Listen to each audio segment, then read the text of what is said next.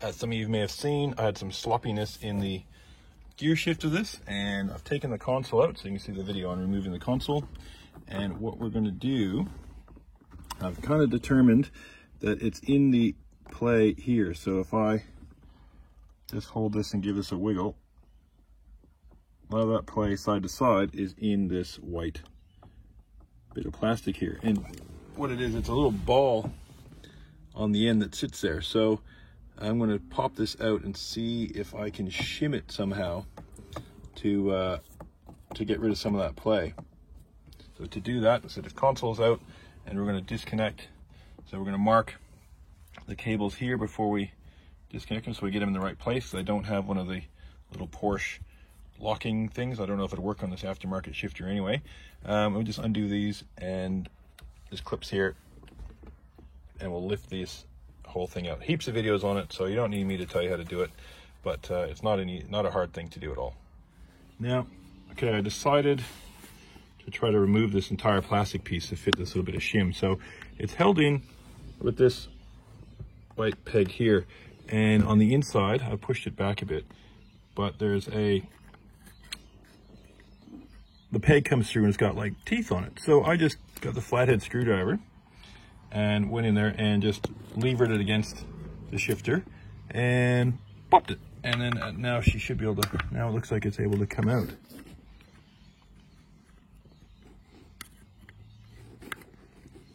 So we'll just try to maneuver this a bit and get that peg out to remove this entire white piece. So with the pin out, I'm able to get this right up. There's a lot more room to work, so I'm really going to try to get that little piece of alloy in there to shim that up. But that's much better to pop that little pin out and reassembly. The pin's not broken. That's it there, that's the teeth, so it goes back in and locks in. And yeah, really easy to take out. So let's see if we can do a little more. It is flat on the side, so it's not perfectly round, but let's see, maybe that's because it's worn, I don't know. We'll have a look and see if we can shim it on the inside and that other little bit of alloy. So this is just the flashing I got. It's a 0.3 millimeter thick, just alloy. I got it from my local hardware store. I got 10 meters of it. I don't need that much, so yeah. All right, let's get this. I got the snips, the shears, and we'll cut off a few pieces and see if we can shim it. And I think I've got it. So I cut a piece to get the width of that hole and enough to kind of wrap over a little bit, so it's not, shouldn't fall out while we're using it later. And oh man, that's so nice and snug now. That's really good. I might cut another piece actually to go a little bit farther over, but that's not, I don't think that's going to open up at all. No, that's not going to move. So, but yeah, the play there is virtually gone. So that was just that 3 mil. You can see it there. That just really shimmed it up nicely. Excellent. It's exactly what we're going for. Okay, so I cut a strip the width of the little hole and long enough to kind of wrap around, so it just shouldn't catch on anything and open up later, because that pin only moves up and down, doesn't move side to side. And that really took virtually all that play out of that piece. So that's fantastic. Now I'm going to try a little bit to try to get a washer in down below. You see, it's a little bit, that would be right where the bolt would go, that pin. So I'm going to try to get a washer in there if I can. Looks like there's a little bit of room. If not, I'll cut a hole in a little bit of this, but that's, yeah, 0.3, but I should have a washer to fit that nice and thin to get in there. And that will get rid of all of that play in our short throw shifter. So when you're cutting this stuff, be careful. It is pretty sharp. I didn't cut myself, which is amazing. Usually I cut myself on everything, but I didn't this time. Definitely put some gloves on. You don't need much, just your mechanics gloves, and it will really help with this. I mean, look, this is how much I used. I used hardly anything. I could have just cut that piece off of there and used it. It was maybe, 10 centimeters long. You can always trim it back. piece of cake. This is the easiest mod you're going to do to firm up your shifter. Even if you had your stock plastic stock mechanism here, you'd still have quite a bit of play there, and that'll help tidy that up. So I've got it partially reassembled. I've got the pin pushed in part of the way, and I've got another piece of this flashing jammed down the side so the pin's not all the way through. That's going through, just to see if thickness wise if I can get a washer in there. So it's got to be pretty thin if I can get a washer in. That's 0.3 of a millimeter, and then there's no play. So what I'm going to do, I think I'm just going to take a piece of this, cut a hole in it, or we'll drill a hole in it so it's nice and clean, and slide that in. Now, I found that after I did this, I found a little bit more play occurring in the side here. So what I did, I just doubled that up. So I was able to get another piece just in there, and now there's virtually no movement in that at all. So that'll really shear up the feel. Combined with this, I think we're doing pretty good. And that's going to be the cheapest shifter mod that you're going to do. Pretty happy with the play there. We could probably get it a bit better, but it's 1,000 times better than it used to be. So other thing we're going to try to do is shear up any play that's in here. So when we've pulled that peg out and had a look, there is just a little bit of room kind of either side of that. So I went down to a hardware store, didn't have them, went to a nut and bolt specialty shop. So give me the thinnest washer you can that you got that fits over this.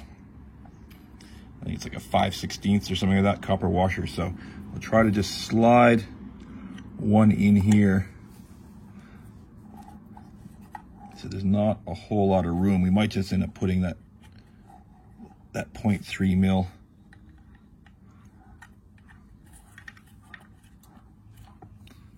flashing in there.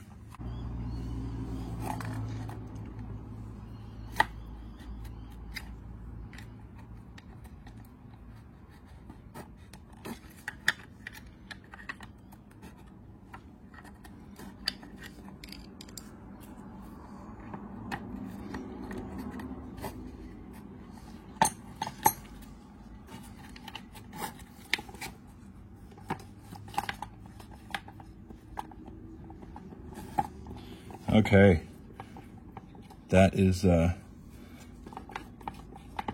side-to-side movement. It's firmed up a bit, but wow, that's cut a lot of that play out of there. There's still just the tiniest bit this way, but it's gonna be pretty hard to get another piece of this stuck in there. Okay, I managed to fix this up nice and tight. So the washer in there wasn't really necessary, but it just firmed up the movement, like gave it more resistance. Some of the play was from here. So there's a nylon washer either side on the short shift kit. I took one out and I replaced one with those two very thin brass washers, and now it doesn't move at all. So nice and tight. We'll ready to reinstall. All right, we bolted the shifter back in. We used a factory thing to adjust it, but we kind of had to, because we can't get it low enough to actually clip on, we had to put it above and kind of eyeball it from top and bottom while it's in neutral to line it up. So it's pretty lined up, doesn't look there bad angle, but you know, we had a lot of play in it before. Get off of there. And now, just ever so slight, but it's really, really precise, that shift now. It's a bit harder. But really good. And we had it before, there was no adjustment bolt in this end. And it was actually hitting that plastic, so now it no longer hits there. And you know, reverse is a little bit hard, but reverse is not touching. It's never gonna be easy. All right, good movement. Now we're gonna put this console back in. We've also stripped all that rubber gunk off it, microfibers and some isopropyl alcohol. And it looks way better, so we'll just get that back in. Shifter trim's on. Like the play things are actually moving now. Before it was quite loose in there. And it is because you can adjust this shift knob with the screw in the front. I've shimmed it up a little bit. I've also raised it. So yes, it's a short throw, but wanted to get that distance to the steering wheel a little bit better without having to put like a console raiser in, so you can't use any of the factory console. But I went over the center console. Okay, I removed all that rubber stuff. Look, it took a couple hours and a couple beers, and then I hit it with some 303 aerospace, and because it was kind of this, it looked like real cheap plastic. Now at least it's a little bit better look to it. I mean, it's a little bit of a shine to it. It's not greasy because it's a 303, but it came up really nice. So yeah, we got a series of videos, I know. Sorry about that, but it's easier to upload and easier to watch.